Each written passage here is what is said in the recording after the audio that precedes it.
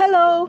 Welcome to Philippine Politics and Governance. Minsan ba nakikurious kayo kung ano ang mga proseso na nakapaloob sa paggawa ng mga desisyon sa inyong bayan, bansa o kahit na lang sa paaralan? Diyan papasok ang politics and governance.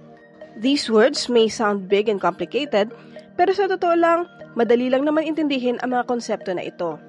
Akala lang natin kapag sinabing politics, ang mga inihalal na public officials lang ang involved dito. No. Tandaan, politics exists everywhere. Sa school, sa bahay, kahit sa social media. Ito ay makikita natin ginagawa sa palibot natin all the time. Hindi lang tayo aware na politics yon. Pero ano nga ba in simple explanation ang politics, governance at iba pang political concepts na kaugnay nito? Yan ang pag-usapan natin sa video na to. Naranasan ba ninyo na lunch break ninyo sa school at nag-iisip kayong magbabarkada kung saan kayo kakain? Malamang may kaklase ka nagsabi na, doon na lang sa may bubuyog. O baka may nagsuggest na, doon sa may clown. At syempre may magsasabi niyan, takot sa commitment. Kahit saan lang? Siguradong magkakaroon ng diskusyon yan kung kaninong suggestion ang dapat sundin. Marahil dahil gusto ito ng nakararami o baka dahil gusto ito ng inyong leader. Pwede rin na magkasundo na lang kayong magkanya-kanya na lang. And that's politics. Sabi nga ng American political scientist na si Harold Laswell, politics is simply the process of making decisions about who gets what, when, and how. And that is what people have been doing kahit noon pang panahon ng ancient civilizations. Sa katunayan, ang salitang politics ay nagmula sa Greek word na polis, which means city-states. Ang bawat city noong mga panahon na yon ay maituturing na independent state, meaning may kanya-kanya silang mga set of rules and rulers. Ang isa sa mga pinakilalang city-states noong panahon ay ang Athens, na nagdevelop ng isang sistemang tinatawag na democracy o demokrasya sa Filipino. Sa isang pamahalaang demokrasya, ang isang free Athenian man ay maaaring makilahok sa mga desisyong may kaugnayan sa pagpapatakbo ng polis. Maaari silang bumoto at magbigay ng opinyon tungkol sa mga batas na binabalangkas at iba pang mga usaping panlipunan. Now, ano naman ang tinatawag na political science? Ang political science ay isang social science and like other social sciences, pinag-aaralan sa political science ang tao at kung paano siya kumilos sa kanyang social environment. Karaniwan sa mga nag-aaral ng politics noon ay ang mga philosopher tulad nina Plato at Aristotle. Si Plato ang nagsulat ng isang libro na pinamagatang The Republic. Tinalakay dito ni Plato kung ano-ano ang mga katangian ng isang perpektong estado.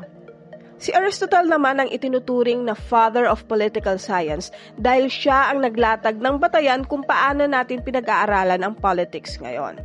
Kung si Plato ay nagsulat tungkol sa kung ano ang mga katangian ng isang ideal state, iba si Aristotle kasi hindi lang siya nag-theorize. Inaral niya ang politics sa isang scientificong paraan. So talagang nagkandak siya ng research. Inaral niya ang iba't ibang mga city-states at kinumpara ang mga iyon sa isa't isa. So based dyan, masasabi natin si Aristotle ang kauna-unahang political scientist. Ano nga ba ang ginagawa ng isang political scientist? Think of political scientists as detectives na nasa isang misyon para alamin kung paano ginawa ang mga desisyon. Gumagamit sila ng mga tools upang ma-analyze ang political landscape. Nakikipag-usap sila sa mga tao upang maintindihan ang kanilang mga pananaw at karanasan. This helps them gather different perspectives on different and important issues.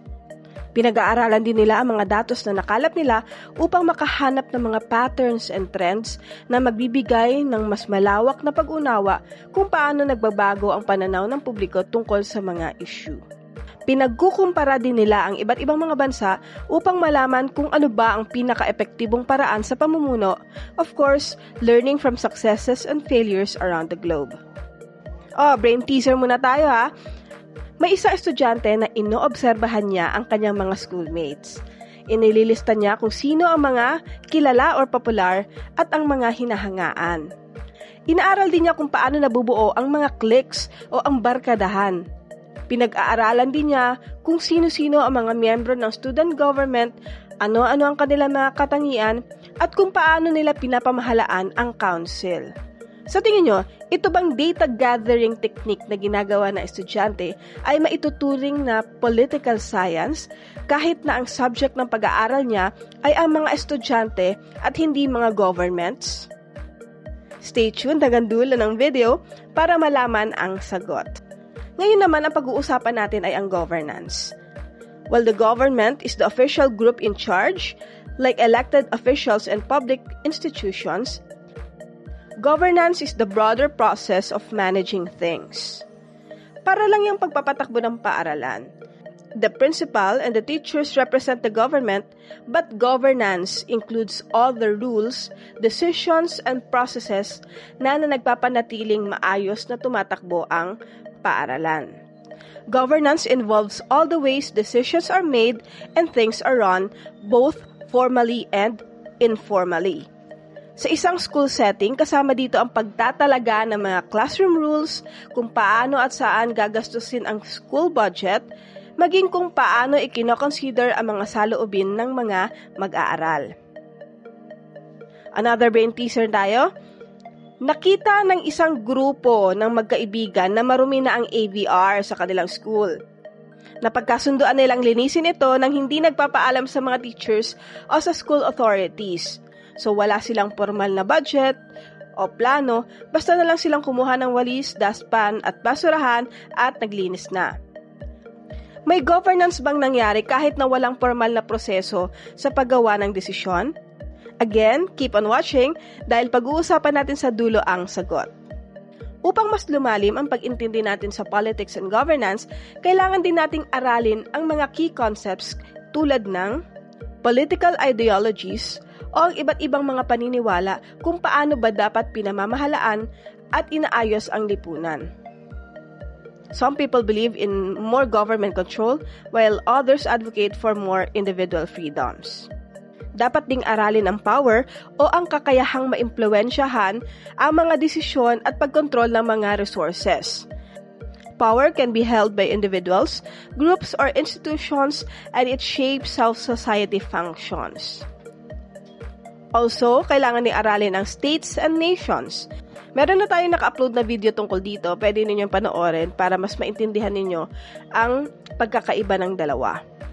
And ang last na dapat aralin ay ang globalization o ang proseso ng pag-uugnay ng buong mundo.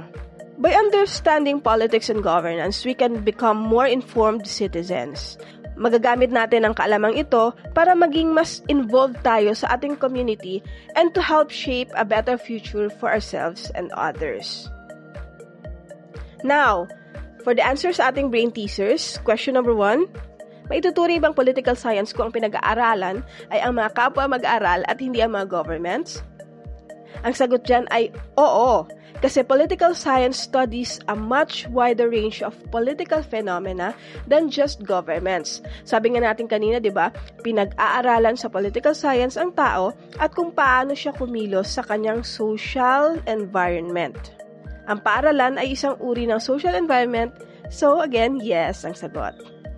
Question number 2, may governance bang nangyari kahit na walang formal na plano at authority ang ginawang paglilinis ng mga estudyante? Ang sagot ay oo, kasi a decision was made. Governance isn't solely about formal institutions. It is about the process and mechanisms kung saan nagkakaisa ang mga tao upang i-address ang isang issue. So, ang nangyari dito sa situation na to ay tinatawag na self-governance, kung saan they organize themselves para i-manage ang isang shared resource, in this case ang AVR, at i-address ang isang problema, which is ang pagiging marumi ng AVR. So, laging tandaan, governance involves both formal and informal ways of making decisions. So, I hope klaro po ang ating lesson for today. Tatalakayin pa namin ang susunod na mga lessons sa Philippine Politics and Governance. Kaya kung gusto ninyong makapanood ng sinimplihang pagtalakay, mag-subscribe na. Hope to see you sa next video. Bye!